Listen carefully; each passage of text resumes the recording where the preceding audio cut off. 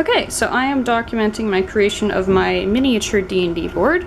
It's going to be even smaller than the regular one because I have a very small table. And I'm going to walk you through my thought process on making it. So first I have a steel sheet from Home Depot. It's Home Depot. It's 2 feet by 1 foot.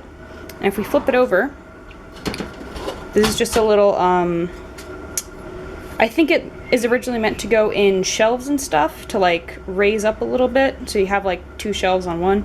But this I just have as a stand because I have a small table.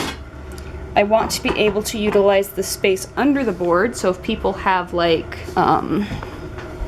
their papers or things they don't really want to access immediately, they can put them under the board without obscuring it.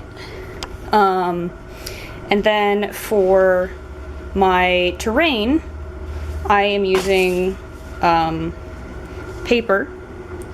It's a big paper. I don't know how big. 11 by 14.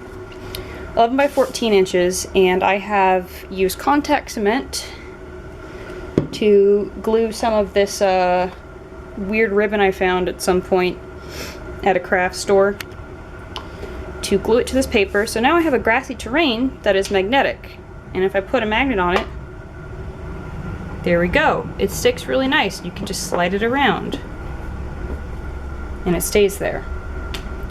And ideally I want the grid, I'm not going to use a grid, I'm just going to use a ruler for this one. I want it to be similar to just regular graph paper. So yeah, I'm going to make a set of miniatures that are compatible with this. Probably going to bulk order a bunch of tiny magnets, and yeah, we'll see how it goes from there.